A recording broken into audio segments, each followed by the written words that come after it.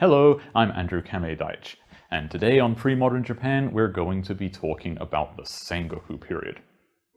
Now, as time went by, the Muromachi Bakufu became weaker and local leaders gained more and more power at its expense. The end result of this process was the breakdown of central authority and the descent of the country into over a century of warfare between local domains. Today we're going to talk about how that happened. By the mid-15th century, the authority of the Muromachi Bakufu was gradually weakening, and the local leaders, the local Shugo daimyo and their warriors had been gaining more and more autonomy. It became difficult as time went by for the Ashikaga shoguns to control the warriors. The key event to consider is the Onin War from 1467 to 1477. This sets in motion the breakdown of the Bakufu. Now, the Onin War actually started with a succession dispute, when Ashikaga Yoshimasa had no heir. Now, Yoshimasa, recall, was the fellow responsible for the Silver Pavilion that I mentioned last time. Now, when Yoshimasa didn't have an heir, he decided to push his brother Yoshimi to take up the position after him. But not everyone agreed. You see, not long after this, his wife Hinotomiko gave birth to their newborn son Yoshihisa, and Hinotomiko strongly favored making Yoshihisa the shogun instead of Yoshimi. Problem was, Yoshimasa still thought that probably Yoshimi should become the shogun, and other people were inclined to agree. So there was a conflict between the supporters of Yoshimi and the supporters of Yoshihisa. And especially the two key families to consider are the Hosokawa family and the Yamana families. Now, they had been rivals for a long time. This is important because there is a tendency for people to blame individuals in the onset of this conflict. There's a lot of scholarship that tends to blame Hinotomiko.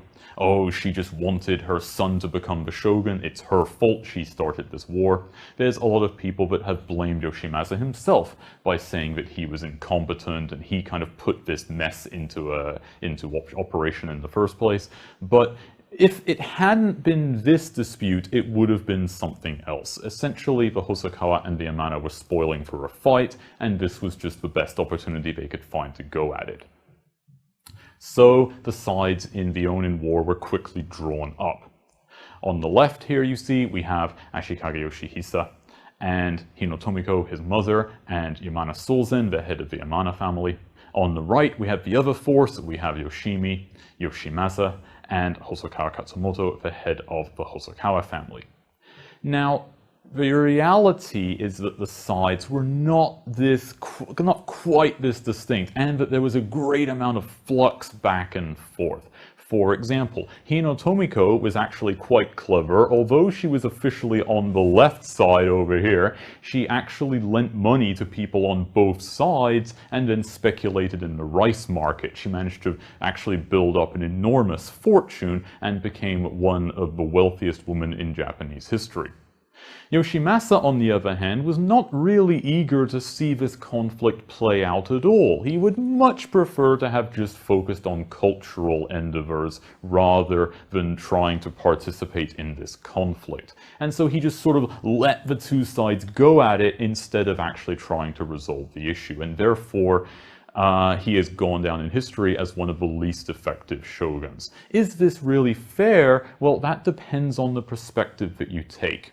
After all, if it was the case, as we believe, that the Yamana and the Hosokawa were just looking for an excuse to fight, and it would have happened anyway, Yoshimasa may have realized that his ability to influence events had become rather minimal, and that therefore it wouldn't really matter what he had done anyway, this fight was going to happen.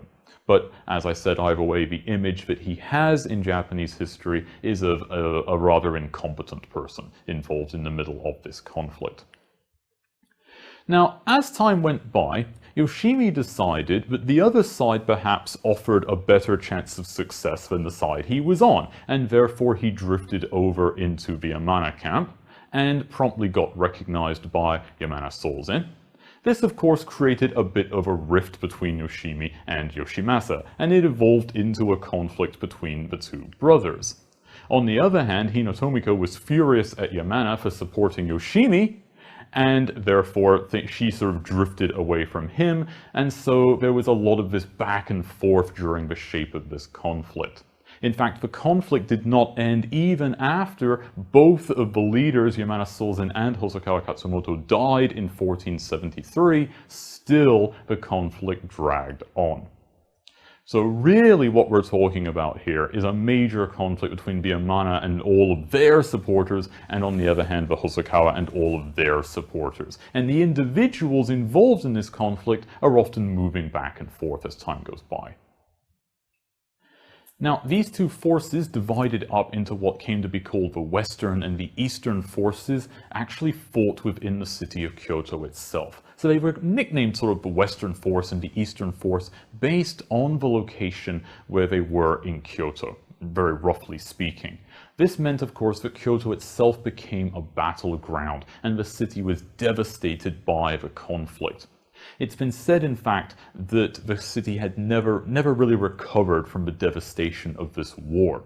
And that even today, if people talk about the history of Kyoto and they talk about the pre-war and post-war period, they're not talking about the time before and after the Second World War, which is what normally we mean when we talk about pre-war and post-war in Japanese history, but rather they mean pre-war and post-war in reference to Onin War. So Kyoto itself suffered enormously during the course of this conflict. Now, in addition to the fight within Kyoto itself, many powerful lords across Japan joined into the conflict. And you can see on this map here that there were many people who signed on with each side. So this served the purpose of this tended to spread that conflict outside of the limits of Kyoto to the rest of the country and make it a much broader scale conflict. So this eventually spread beyond the ability of either side to really control.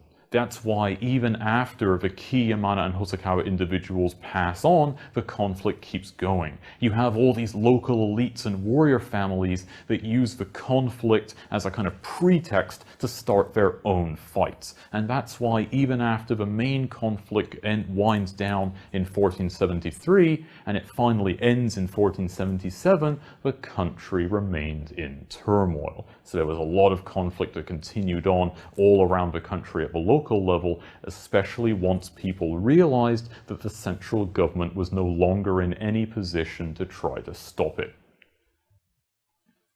What were the outcomes of the war? Well, on the one hand, Kyoto was utterly devastated. Most of its inhabitants had fled as refugees. This, of course, had the effect of carrying court culture into other areas. There were set up what came to be called little Kyotos that existed in various other towns where people had fled from Kyoto, taking whatever they could carry and then moving out to somewhere where they thought was a bit more safe. The Bakufu's authority, of course, had been seriously undermined. They lost the ability to control the warrior families or to resolve conflicts. The shogun became seen as more just like a local lord, and finally, by the early 1500s, he was just a powerless puppet. Essentially, the shogun declined into irrelevance. And this, of course, heralds the onset of the Sengoku period. Of course, the term itself, Sengoku, warring states, is something that came from ancient China. So, of course, in ancient Chinese history, for a long period, the realm was divided up into competing territories led by warlords. And this is much the same situation that Japan found itself in through the bulk of this era. So, although the Onin War itself had ended, conflict continued to rage all across the country. There's no functioning central government, and the domain warlords, the daimyo, fought each other constantly for control of territory, resources, and authority. Now, simultaneously, during that power vacuum, there's a lot of other things that go on as well. Peasants, militarized religious groups, pirates, warrior bands, they all start fighting for influence as well. Any opportunity to elevate yourself in the society at the time. For example, we had the Yamashiro Ikki. This was a peasant rebellion that briefly gained control of a whole province. There was Iko-iki, series of rebellions by a Pure Land Buddhist group, most famously in Kaga province, and so on. Now, when we look back at this time, we're tempted to use this term to describe it, Gyakokujo. This is an expression that means the lower overturns the higher. In other words, because the society has become destabilized, it's possible through just virtue of their own prowess and opportunity for someone who is theoretically or nominally a lower person to rise up and overturn their superior and gain control. Now, of course, to what extent we can say the period in general operates this way is certainly a bit controversial, but there were many cases where people who started out like the peasant class, for example, and they ended up becoming quite influential during the course of the Sengoku era because the systems that had previously been there to keep them down no longer functioned. Now, daimyo had various routes to becoming powerful. There were quite a series of different opportunities if you were a local lord that you could follow to gain more and more prominence. Some of the daimyo were people who had started out as deputies and they took over from their lords. This describes the case of Uesugi Kenshin, one of the most famous warlords. He was a lay monk who had dedicated his life to the service of the Buddhist deity Bishamonten. Also, Uesugi Kenshin was someone who was known for his martial prowess, so he's gone down in history as one of Japan's most famous warriors. On the other hand, next to him here we have Oda Nobunaga, another very famous lord who was not just skilled on the battlefield, but also a very skilled administrator, and we'll be getting back to him in a future lecture. On the other hand, there are also daimyo who gained their route to power by defeating relatives, Imagawa Yoshimoto being one of the most powerful daimyo of his time. Then we have Takeda Shingen over here. Takeda Shingen was another daimyo who was especially famous for his tactical skill. He was the rival of Uesugi Kenshin.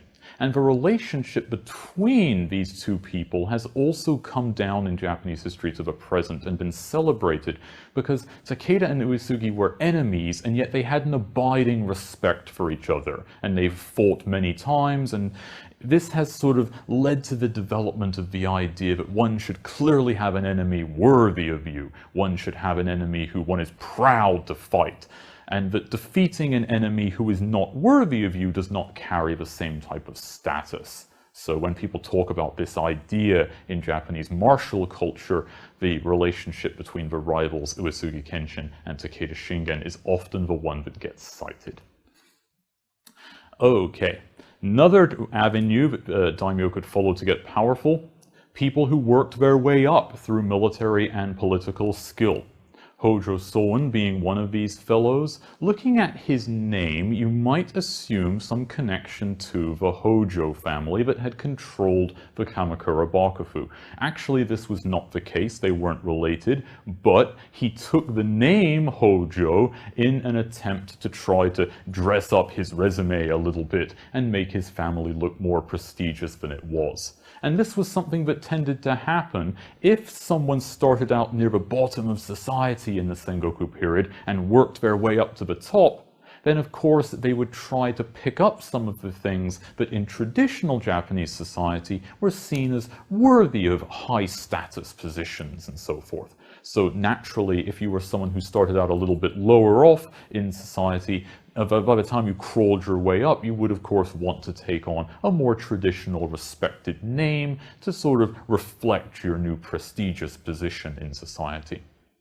Mori Motonari over here, on the other hand, another particularly astute warlord. He is most famous perhaps today for a story that may be apocryphal, called the Three Arrows. Mori took his three sons aside and he handed each of them an arrow. And then he asked them to break it, which they did easily. And then he asked them to try to break 3 arrows at the same time. And of course they could not. And of course, the meaning we're supposed to take away from this is that the 3 brothers, so long as they stood together, they would be strong. and that it was much, they would fall as individuals, but they would succeed together as a group. And this is a lesson that's often used today to teach Japanese school children of the value of working together as a team. Now, the various local areas that were ruled by daimyo functionally became independent. Since there was no real functioning central government anymore, these domains were essentially free to do as they wished. They developed their own legal codes, their own regulations. The daimyo would have to solve all of the local disputes and try to keep law and order within their boundaries. So all of the domains, of course, they would also work on developing their own regional economy. Some of the daimyo were very astute in terms of trade or commerce, and they would actually build up these big economic sort of trading networks and so forth as well. So there was the importance of being able to control trade routes, for example, continued to be very significant for many of the daimyo. So it wasn't just a matter of military prowess, it was also things like being an effective administrator, being effective at dealing in commerce and trade matters, being able to keep law and order in the territory under your control. These were all things that would make one a good daimyo. So, what we can say in conclusion, we have a succession dispute that reveals the weaknesses and the loss of power by the Bakufu. Once the conflict began, the Bakufu is unable to stop it. It just spirals out of control. And with the loss of central authority, conflict spreads across the realm unchecked, and it plunges the country into a century of warfare that, nonetheless, provided opportunities for social and economic advancement for many people. Thank you very much.